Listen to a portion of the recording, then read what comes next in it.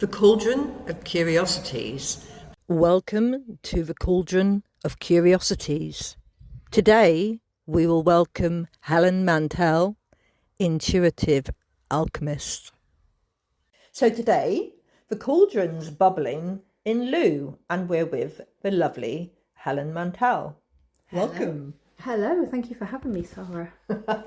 So tell me, Helen, what was the first thing that you were curious about? Oh my word, that's a what can I remember? I was curious about everything. So finding the first thing is probably going to be a little bit tricky. I was curious about the world, how it worked.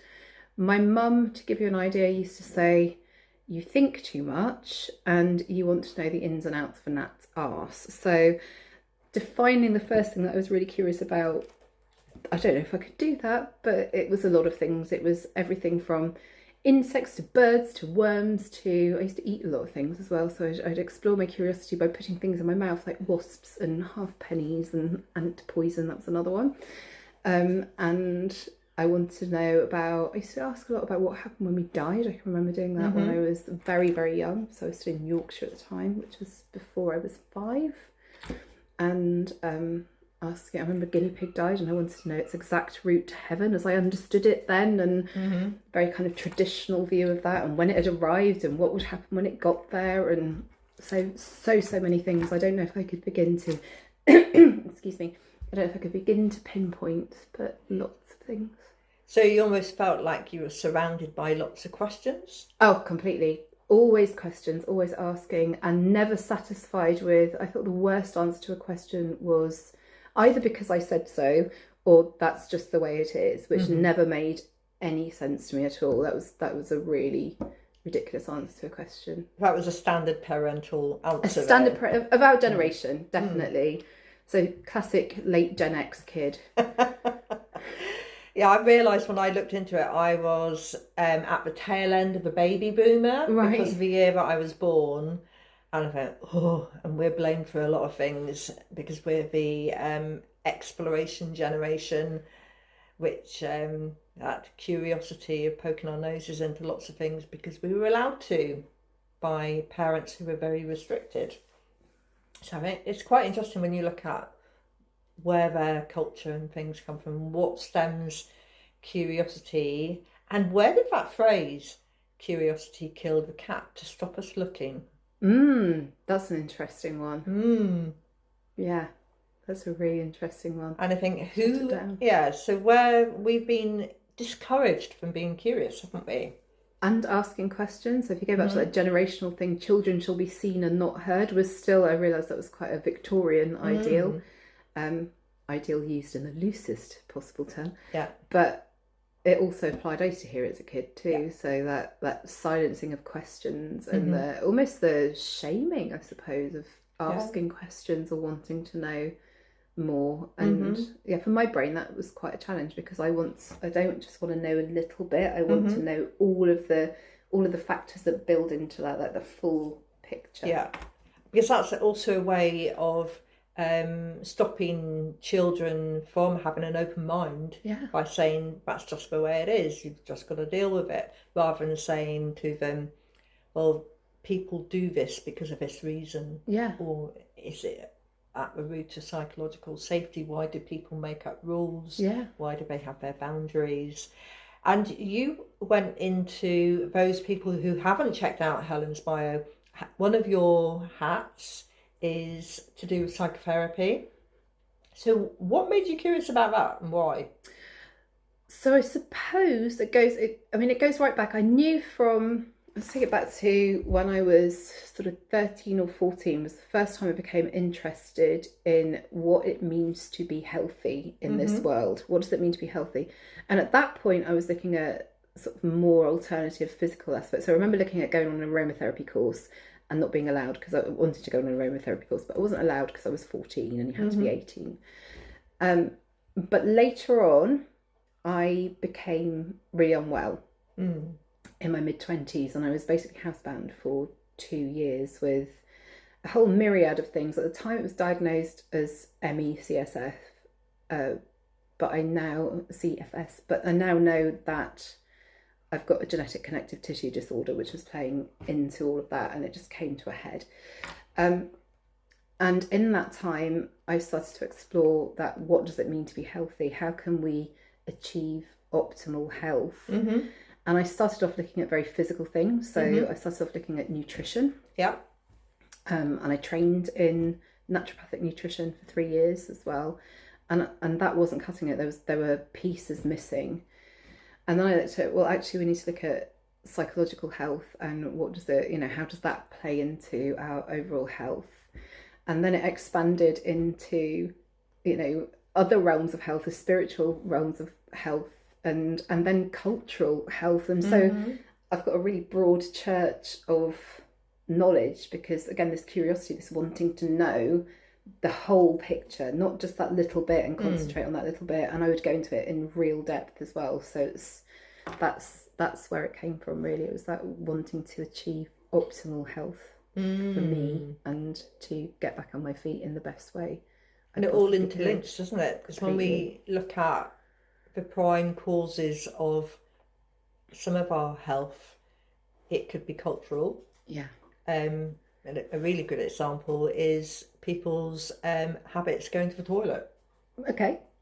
Aren't they? Yeah. Very cultural. Very cultural, indeed. Victorian values coming through and creating problems. Yeah. And if you look in Japan, they have music playing. I think that's completely seen as uncouth, isn't it, to have any kind of noises coming out of a bathroom? That, completely. I find it quite fascinating, because when you look at what we would go, oh, that's wrong, and then you look at it from an ergonomic point of view, it's actually. So I'm not going to talk about what I've discovered, because some people will be going, my tea's not staying down.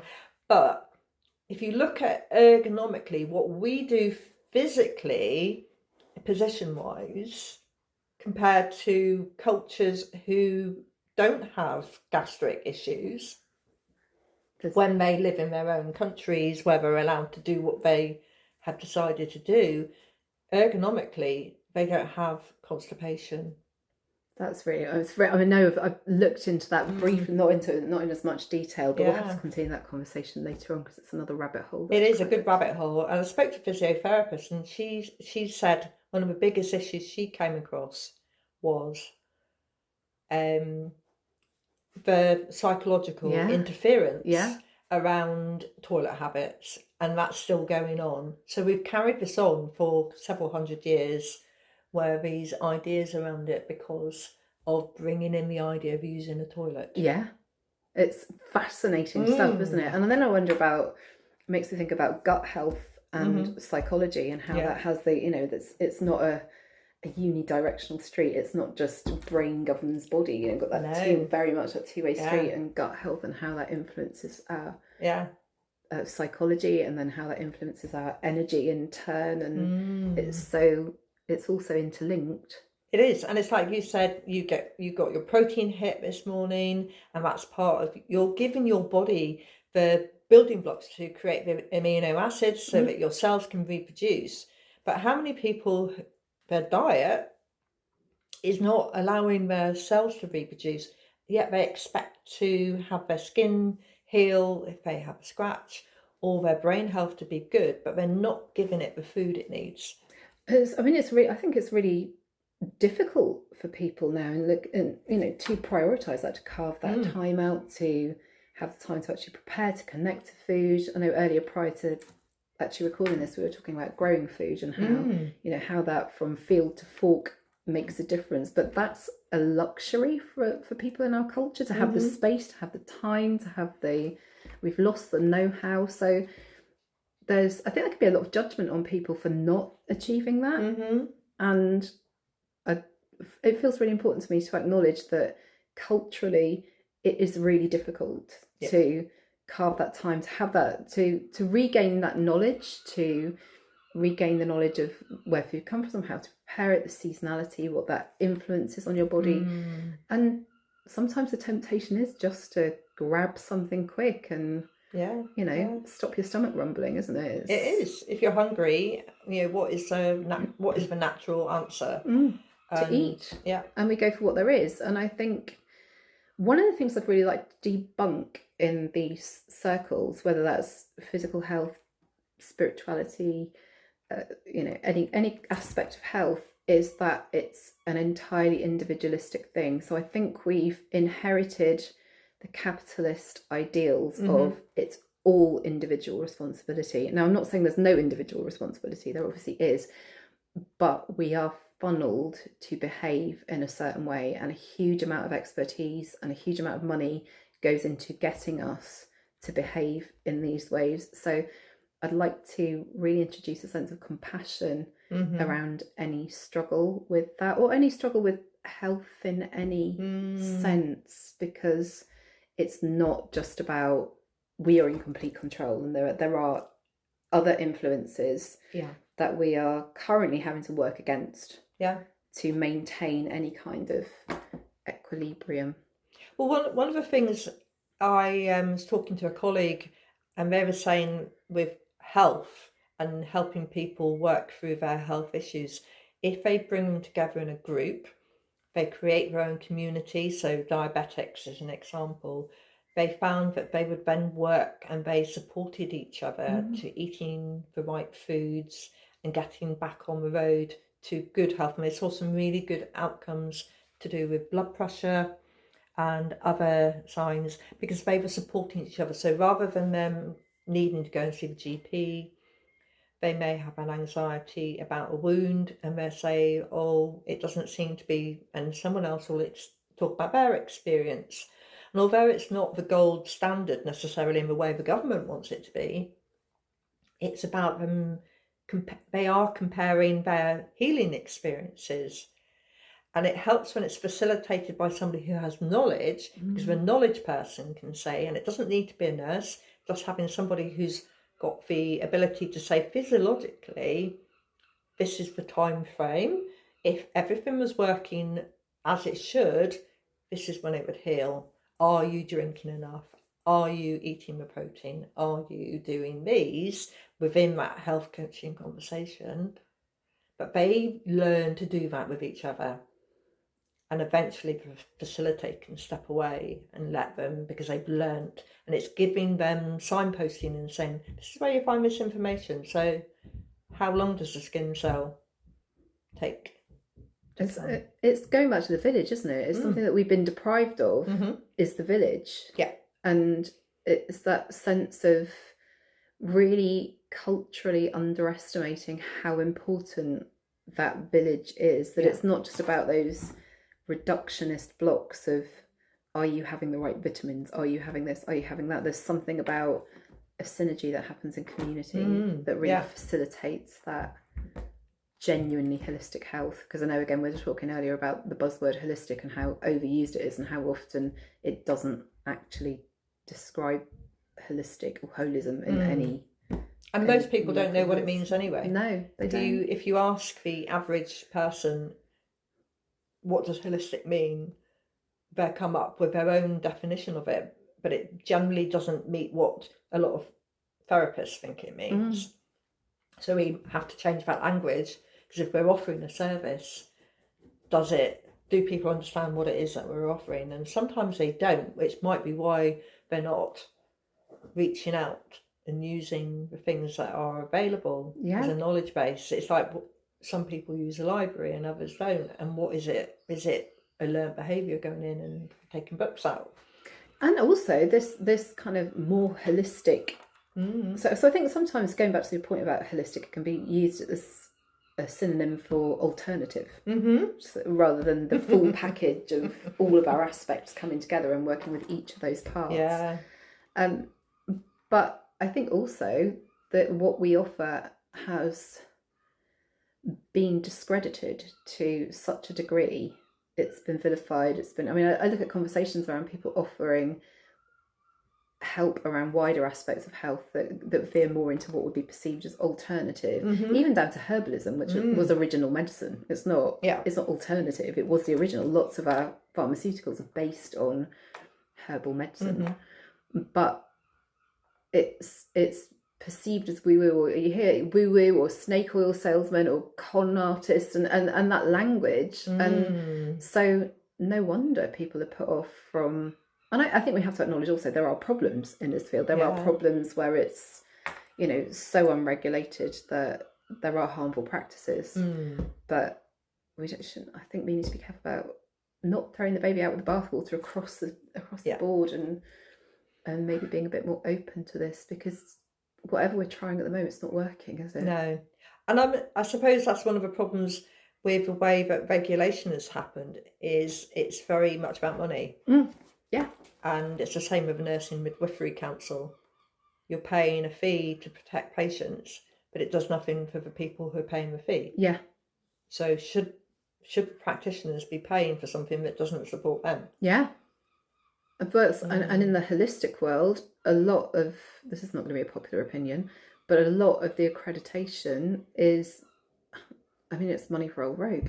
It's getting people to sign up to a subscription service that, what is it actually really achieving? Sometimes it's gatekeeping. Sometimes it's, some of the rules are so arbitrary. It's excluding really valuable practices, and sometimes I think it's about getting people on board. It's a numbers game. Getting people through the door, and so it doesn't actually give us, a lot of those things don't actually give us any meaningful yardstick to measure quality by. I suppose it links up to how we like being a member of, or a body of, and it creates this hierarchy.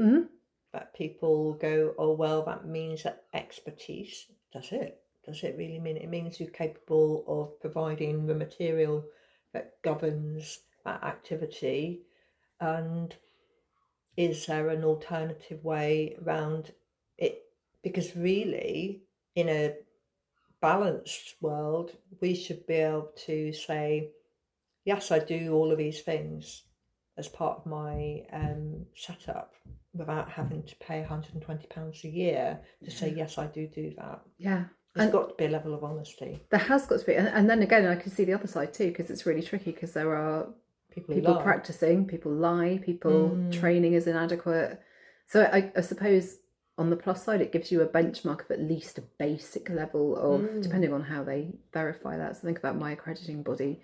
I had to send in everything, and they did actually go through it, because they came back with questions. Because when I sent it off, I did wonder whether they actually went through. This is for where I'm providing training for other people. I sent it off and I was like, well, I wonder if they actually read this stuff. But they did come back with questions, which I found reassuring. They asked for more information, and they asked for other things to be sent off. So I suppose at least it gives you some kind of safeguarding, some kind of benchmark. But by the other token, you know, it's a money-making exercise. They need people on board too. I'm not just talking about mine, I'm talking about across the board. And then there are some that are really quite elitist and ask for really arbitrary things. So I'm thinking about certain practices within the Reiki world that want lineages, which there's no central database for those records, so they're unprovable. But unless you've got those, you can't join those organisations. It says nothing about your quality as a practitioner. No. And again, that's going to be really controversial in these worlds, because lots of people hold a lot of store by those. But if I look at it, it's not like if you went to a central archive that's been recorded from, there were no, in fact, a lot of the times there weren't written records, because it was a verbal tradition originally. And that also then ties in with when you talk to some practitioners who are energy healers that aren't labelled Reiki, their process is older than the Reiki story, or the history of where Reiki comes from, because it goes back to Mary Magdalene times, for example. So we're talking several thousand years, not a couple of hundred years, and that all interweaves, doesn't it? Because you can see the commonalities of how people do it, and I find it fascinating, because obviously there's the club aspect of knowing the symbols and belonging to that, but when you speak to another energy healer may will say, you don't need to do that. You just need to ask. And that's why anybody can do it. So is it gatekeeping? Is Reiki a gatekeeping of energy healing? Because if we can all do it, and we can do it by asking and then letting it come in, by creating this group, we're allowing the gatekeeping to interfere. It's a really fascinating one, isn't it? I think so. With Reiki, I think there are. Again, I'm coming across as really cynical. I'm just thinking, as I'm having this conversation, I'm realizing how cynical I can be about things. So when I trained in energy healing, I did spiritual healing training for 3 years prior to doing Reiki.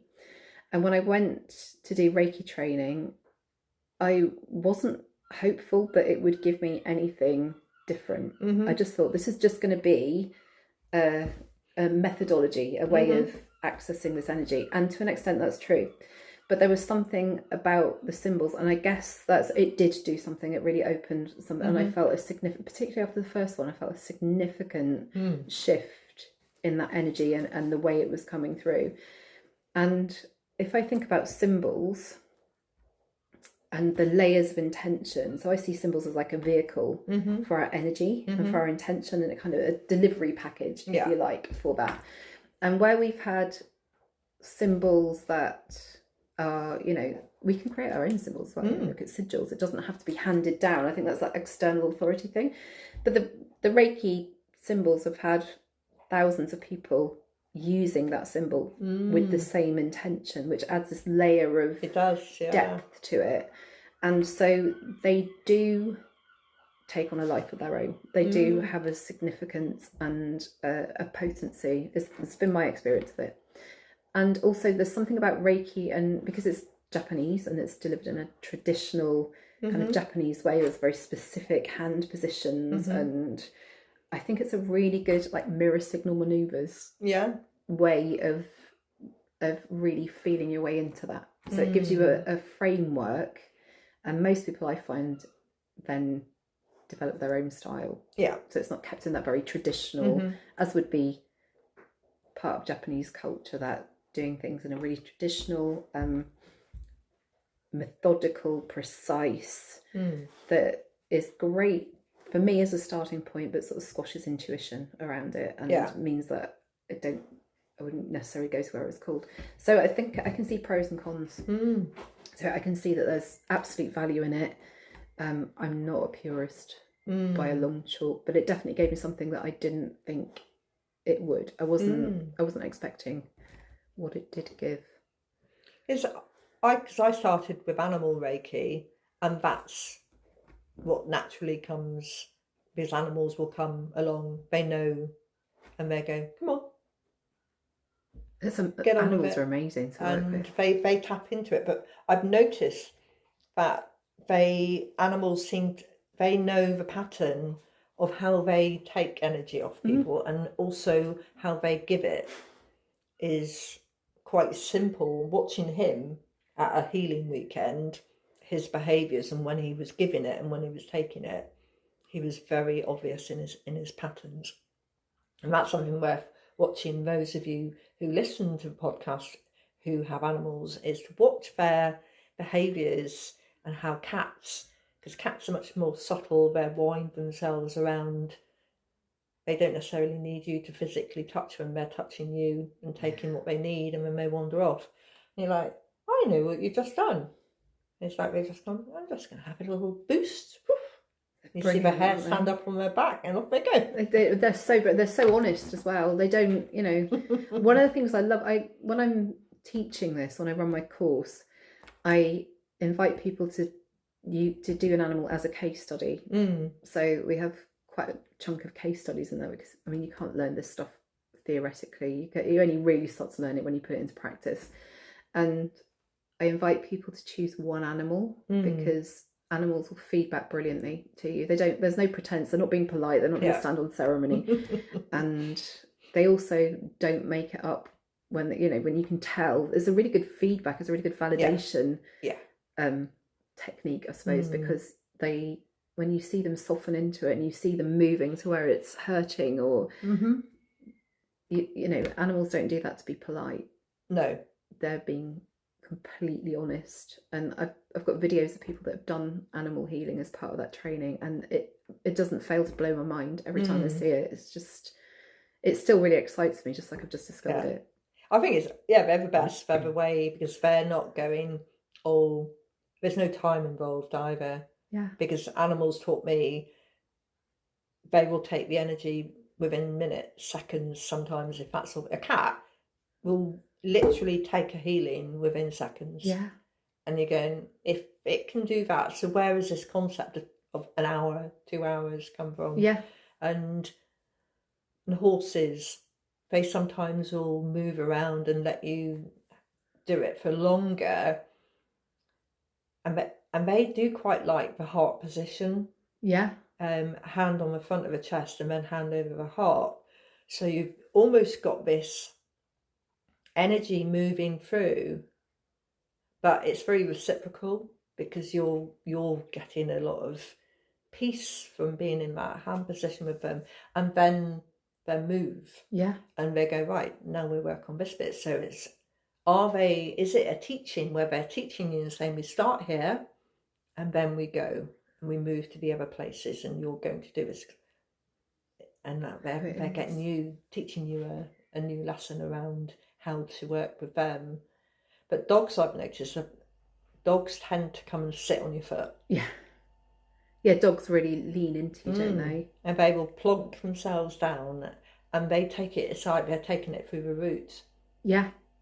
But it's interesting how each animal almost has a source part of the body where they create their connection. Yeah, it is, isn't it? It's really fascinating. And horses, I think, are really heart-based as well. So cats are almost snakes.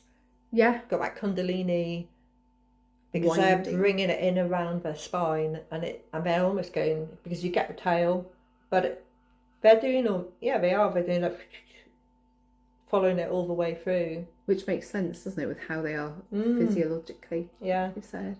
But there's that sort of co-regulation thing as well, and one of the things that intrigues me is how our nervous system provides a sort of framework for our energy, how it does go both ways, but our nervous system completely influences our subtle energy. And when we're in that space where we've dropped down and we're co-regulating our nervous system with other animals, it is reciprocal. It takes us out of that hierarchical thing, doesn't it, and brings us back to circular. And something that we were talking about earlier, that need for more circle within this space, less hierarchy, less top down, more, I think in terms of practitioners and clients, it's all needs to be really boundaried. But that idea that somebody has reached guru status or pinnacle of, I'd like to blow that out of the water as well. I find it, I'm deeply uncomfortable with that elevation of different people because they have a certain way of seeing the world. Or I wonder if you just thinking of the thought process that's going in mind, like take Gandhi for example, who had that status, and somebody mentioned something about Buddha and how Buddha viewed himself, and it wasn't how everybody viewed Buddha. Right. He didn't see himself elevated above others. No. He was in the circle of the cycle of life, and because you're not to be, although there's the element of I am and that ego, it wasn't an elevated ego as I am more than you. It's not a hierarchical thing. It's really hard with Gandhi, isn't it? Because I've listened to some psychoanalysts and psychotherapists and psychologists analysing behaviours, and that the origins of those behaviours may not have been as altruistic as they were made out to be. So it's really hard to know what the motivators were. And I suppose it's like when you ask people where their interest in the psychology of humans, what's the root? Is the root in curiosity, or is the root of that in making money? or even feeding ego, but there's some kind of currency in that superiority, or having attention focused, or you know, I mean, there's healthy ego as well. We need healthy ego. It's not about having no ego. We would be boundaryless without a healthy degree of ego, but it's where the ego takes precedence, and that even if it's not money, adoration becomes currency, and then it tips into unhealthy. Yeah, but then if you think about all those actors and actresses who've strived to be a star, and then they want their privacy back, and that you end up with that piece of, so which bit, what is the bit that you really want? Do you really want privacy? So what was their original aim? Because it looks like they didn't get what they wanted. Yeah. The complex things, aren't they? It's really, really complex. Yeah. And I think, it ties into this world that we kind of walk in a lot, because, there's a lot of ego out there as well, and there's a lot of people doing good work where it's not about that, and it's, I suppose it ties into our thing going back to accreditation and training, and where do we find what's healthy and what's not healthy, but do you think that comes back as well to validation? So we're encouraged psychologically to learn how to self-validate, to find the validation within ourselves. But on that path, if you are seeking validation from other people and you've been able to reach a pinnacle of success where validation is giving you a hierarchy, that then interferes with your ability to self-validate, doesn't it? Potentially, yeah. I think you have to check in with yourself quite often and keep yourself grounded. I think it's quite good to have. I think it's quite good to have that circle of friends that call you out as well, quite regularly, and say, actually, you're getting, this is getting a bit much now, and that healthy community that can, where we keep each other in check, and we don't get carried away with that, and there's nothing wrong with having some validation as well. I'm not saying that validation is a bad thing. It could be a really good thing. But it's about where it takes us. Yeah, I'm wondering whether that's part of that path. When you're given those choices, and you're looking at, do I do this? Do I do that? And what's, when you're exploring the rewards that you might get, having what the drivers are for the rewards, and what does that feed into as part of your own personal cycle, and is that healthy, or is that where it becomes, if you're wanting to say, I want to be the expert in that, but at what point, what will you do if somebody comes along who's learnt more than you? Can you appreciate them, or will you try and take them out?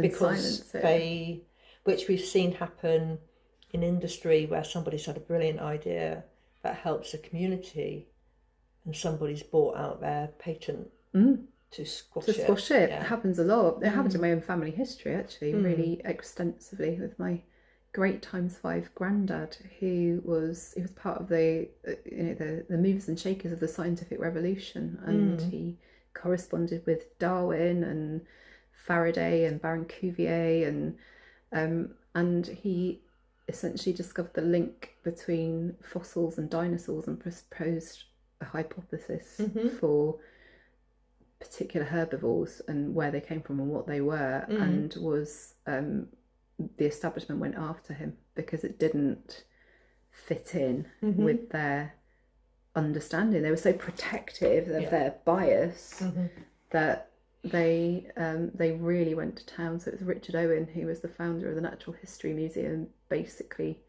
hounded my great ×5 granddad to death because of his opposing. He was a real visionary, and he was actually an obstetrician by trade, and they've got all his records of all the babies he delivered, and out of over 2,000 deliveries, he only had 2 maternal deaths, which in this day and age would be incredible. And at that time, we're talking like 1820s, 1830s was just unheard of. He was such a visionary. But yeah, really silent. So I wonder if there's an epigenetic thing in me that really rails against that superiority and silencing and squashing a vision and not being open to people presenting. I think we all are a bit protective of our paradigms and our positions, but it's whether we can keep that in check and go, okay, well, this is my ego, this is my bias kicking in. Can I be open to listening to another perspective that maybe will challenge what I've built? From what I've seen of you since I've known you, is you strive to not be prejudiced. I do strive to not be prejudiced, and I also strive to. It feels really important to me. We were talking again earlier before we started recording about the not adopting guru status. So my feeling is I've got a set of skills, experience, training that I've amalgamated that I found useful, that people, evidence has shown, that experience has shown that people find it useful, and I offer that. Doesn't mean it's the only one, it doesn't mean that it's right for everybody, and it doesn't mean that I got all the answers. And for me, it feels really pressured if people feel like you've got all the answers. It's about exploring and working, and also adapting to the person in front of you, to know that what worked for you or for that person may not work, and we may need to come at it from a slightly different angle. Experimental spirituality. Kind of. It sounds a bit slack when I'm talking about it, but it's almost like we're so complex. We're such complex beings that we can't take these cookie cutter approaches and expect them to work for everybody. Frameworks are useful. They're really useful as a start. Like I said, your mirror signal maneuver. Yeah. But we need to work with the person. Yeah. Or if it comes to clearing properties energetically, the property, the animal, whatever it is, in front of us. Yeah. And it's like it's being in a relationship with that boundary relationship, and it feels like the move towards being circular with it is really important, to bringing back that village to being open to input and to learning. And just, one of the things that I was writing about the other day, because I've got a mass of blogs that I keep meaning to publish on Medium and haven't done yet, was where people speak about definitive truths about spirituality, like the definitive truth about what happens when we die, or what happens with this, or this is how this works, or this is how that works. And I'm like, okay, well, we've got experiences, we've got history, we've got traditions, we've got experiences of people that have had near-death experiences and have come back. But by definition, they're back here, their heart's beating, they haven't fully crossed over. So to claim that we know exactly what happens. Now, I've had enough experiences that have been independently validated, that word again, to know there's something. Could I tell you exactly what that was, or how it works? And we look at how the physics is tapping into it now, and how it's showing how complex and multifaceted. I'm not even sure our brains can comprehend that. I'm not even sure we have capacity to understand the full, incredibly intelligent complexity there is to this stuff.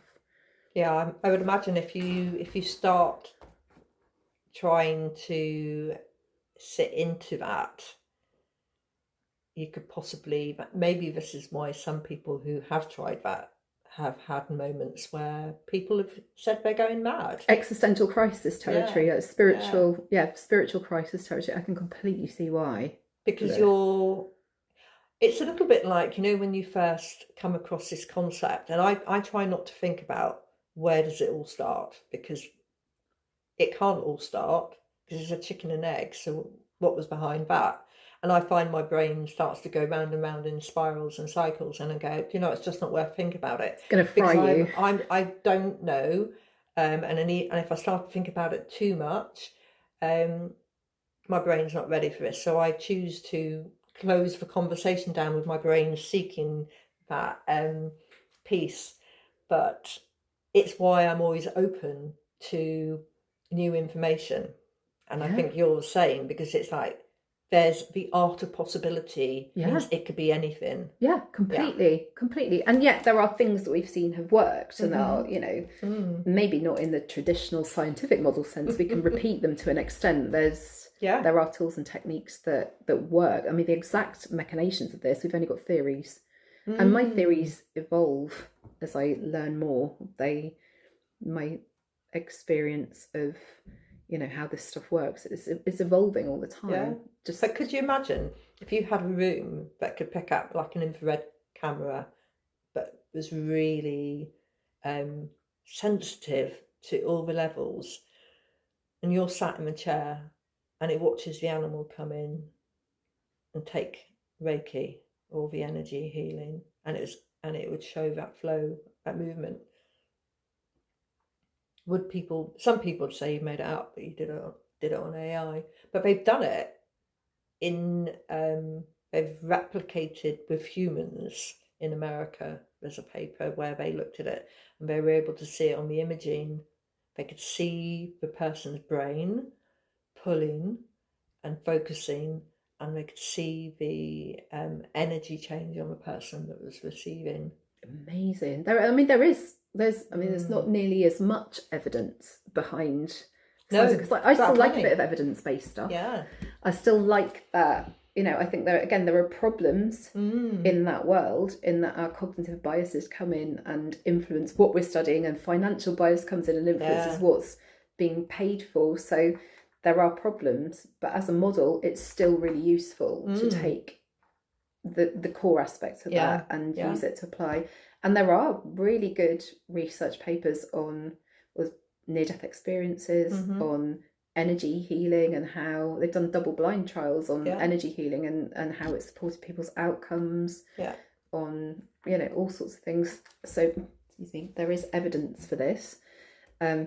Not as much as I would like, because it's not being funded, because there's no money in it. But there's a thing, and don't you think it's really arrogant as well if people go, oh, it's just a load of rubbish? So, you know, it's literally, we are just flesh and blood and we just move through. To me, it just seems bonkers that we're here at all, and like this whole series of events has aligned and we're here, and there's obviously incredible underpinning intelligence, whatever you think that is, whatever angle we put on it, it just can't not be there. From where I'm looking, it just seems really apparent in the way everything works so incredibly. So that's kind of where I'm coming from with it. That's the whole. And the more I know, the more I realise I don't know as well. And like, the more I learn, the more I'm like, we haven't even begun to scratch the surface of how this stuff works. Yeah. I know there's some research going on around energy work and to do with tensor rings and how the land energy lines work, which I believe that there will be some papers coming out around that. There's something happening later on in the year, I was told, by someone, a gentleman I know who works a lot with bees, and because bees and other pollinators follow energy lines, and we also use vibrations to know which flowers, so it's to do with the vibration of the colour. Wow. So there's been work around the colour frequencies, which is really interesting because we're all frequency. And I found recent research, which came out this year, which was looking at how 528 frequency heals within the cell, and it encourages cell regeneration. It's incredible stuff, isn't it? It's, and again, it makes me think. So labels, there are a lot of labels I struggle with. Somebody asked me if I was psychic the other day. Well, I've had a hell of a lot of experiences from as far back as I can remember that would be deemed to be psychic, but I'm kind of uncomfortable with that label being, I don't know what it is about for me to say I was psychic. It feels, it taps into that hierarchical thing. But I've always been a highly sensitive person who is very much attuned. I pick up on things in the environment that other people, that I just think are normal, that everybody's picking up on. But, you know, having had lots of conversations, I realise that not everybody is picking up on that. And how I can go into a room and sometimes hear that buzz of electricity, or sometimes pick up on that, you know, there's something that's going on. A thing that's really common for me, particularly in this area, so in Lou, where there's lots of underground tunnels, I can go into a house and feel where there's an underground tunnel, and that sensitivity, it just makes complete sense to me that there's this energy is all around us that we're picking up, that our nervous systems, and maybe at one time we were all attuned to that. Maybe at one time, I think it's my current theory is that it's vestigial, that actually we have ancestral memory of this because our ancestors needed it to survive, to read their environment, to be in tune with their environment, and that as we've got more domesticated, we haven't needed it as much. We haven't been exposed to the elements, to the same threats, so we haven't needed to be as attuned, and maybe we've dialed it down a bit. But there's some really interesting stuff about hypermobility disorder. So I know I spoke earlier about being ill and having a connective tissue disorder. So mine is the one I have is Ehlers-Danlos syndrome, which basically means don't produce enough collagen. We have collagen running through every part of our body, every system, including all our sensory organs. But there's some theory that we conduct electricity differently. So we know that people with EDS don't scan very well. So if you go for an ultrasound, or I realise that's sound waves and not electricity, but or an MRI, we don't scan in the same way. It's much more difficult. And there was something that absolutely blows my mind, is that one of the things I experienced as a kid quite often, and well into my 20s, not so much since weirdly we've had energy saving light bulbs, is massively interfering with electrics. So as a kid, if I got really stressed, I could fuse a house.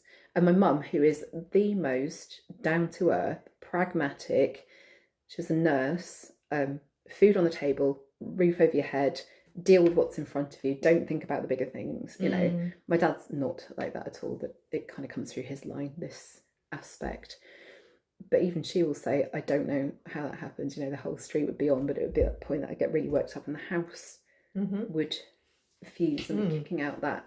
So I wonder about things like that, about individual differences and how that feeds into our sensory sensitivities, and that what some people would call psychic, which feels like, I teach psychic development, I don't have a problem with it in that context, but when I adopt it for me, again, it feels like it's like that kind of slightly hierarchical special label that I feel quite uncomfortable. David Anderson, he's been on the podcast before, and he was saying it's about how our frequency changes, and that's how we interfere with the electricals. It makes complete sense. And the you know, somebody said to me, "Oh, why can't you replicate that?" I was like, "I've never been able to channel that much. Like, it's so organic, that burst of." And thankfully, I've done a lot of work. It would take a lot to get me to that. When I was a child, it was about having paranormal experiences and being really frightened. And that's where that level of stress would come from, because there was a lot of fear, a frequency that can act as a blockage, or is it overloading the old style electricity current in the house? Possibly. And you'd only be able to know as if you could use like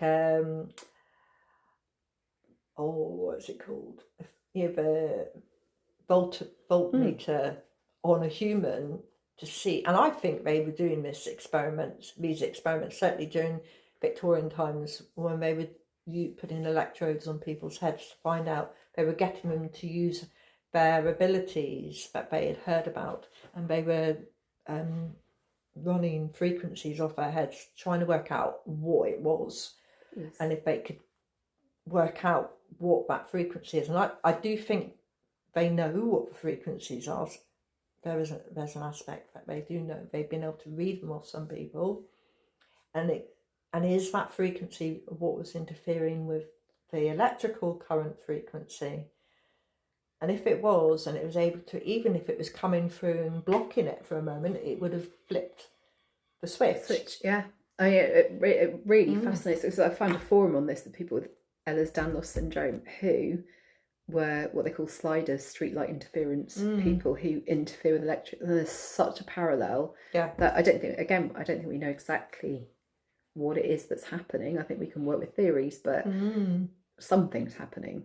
Something's going on there that means that there's, I don't know, maybe there's extra conductivity, or who knows. You probably can ramp it up, and there will be ways of increasing your conductivity, probably through copper. Yeah, quite possibly. And that metal. I'm quite static. I don't know about you. I am quite, if I touch door handles and stuff, I get shocks quite often. I have to get on ground. But there are ways of focus intentional ramp up the energy, but I've not found anything that will blow a house in the same way as that kind of distress. And the other thing about houses that fascinates me is that it's like we're in relationship with them. Yeah. So that energy of the house. So if I was a kid and I got worked up about what was going on in the house, it was like the house was getting worked up as well. So everybody was feeding off of each other. And then you got the energies of whoever lived there before, any resident spiritual activity. Underground energy. Well, it's also, and we forget about the other creatures in the house. Yeah. The spiders, their energy, and when we were working with that, even any of the living beings in the house that are part of it, but it's their home as well. And it's a synergy. It makes it. I mean, even our bodies are like this, aren't they? We think we're one organism. We're actually millions, trillions of different organisms, all kind of creating this being. But you're right. You're so right. It's like that in our homes with the physical energies, the spiritual energies, the land energies, and sometimes with houses, something I see is that people are like in a bad relationship with their house. It's like an unhealthy, to coin a current buzzword, toxic relationship with their house. And it bounces. One of the things I love doing is going and helping people restore calm energetically to their homes, and I guess that's where my super sensitivity to environments and comes into its own, because I can really read that and see where it's playing into each other. But the whole thing, I think when we start seeing things in terms of energy and seeing that as everything bringing its own signature, and how we create this complex dance. Yeah. And it's also, if we always act with respect towards the other energies, it reduces the risk of that toxicity occurring, doesn't it? And the friction and the which brings us back to the psychology, why psychology is so important. It is, and boundaries. And healthy and self-reflection and accountability and all of those things, because it feeds into all of it. It's that back to that holistic, genuinely holistic umbrella of how this stuff works. And like I say, it still blows my mind. And going back to your original question about what were you first curious about? Well, this wasn't what I was first curious about, but I can remember being quite young in the back of my dad's car, and we would drive. I used to really love it when we went out for a drive at night. Like the green lights on the dash and just the stars out the window, and just thinking, what's beyond that? What's the end of the universe? And blowing my own mind with it and having to kind of shut it down, because it was existential crisis territory. But yeah, no wonder my poor mum had no idea what to do with me. She was very much like, like I say, she used to say, you want to know the ins and outs of an ant's arse, and you think too much. And I remember saying, well, if you tell me how not to think and how not to question that, but the minute my brain gets onto one thing, it's like a sniffer dog. It wants to go down the track and work out what the whole picture is, and I don't know how not to do that. And sometimes it would probably be more peaceful. I remember being told once, you're not paid to think. Okay. I would struggle with that role. Yes. I think that's what makes me unemployable, actually. That's why I work for myself. But it does, I think it's so cyclical, isn't it, about what comes first. Yeah. But then it doesn't, and then you realise there's a reason behind it. And so anyone who's listening who resonates with this, if you would like some support in exploring any of the themes that we've talked about today, you can find Helen at? So the place that I am most active is Intuition Alchemy Circle place on Facebook. It's a Facebook group, and you're really welcome to join me there. And we have free monthly sessions in there as well, where you can hop onto a Zoom and just dip your toe in the water. And we have some quite interesting conversations. It's a really friendly group. There's my website, which is www.intuitionalchemyportal.com. It's a bit of a mouthful, isn't it? And those really are primarily the places, because I get really absorbed. I have really good intentions around social media, but I find it really distracting. So I have to kind of concentrate it into one place so I don't get fragmented and pulled down all sorts of rabbit holes. So yeah, those are the places that people can find me, and I would love to see them there if you'd like to come along. Fantastic. Thank you very much, Helen. Thank you for having me, Sarah.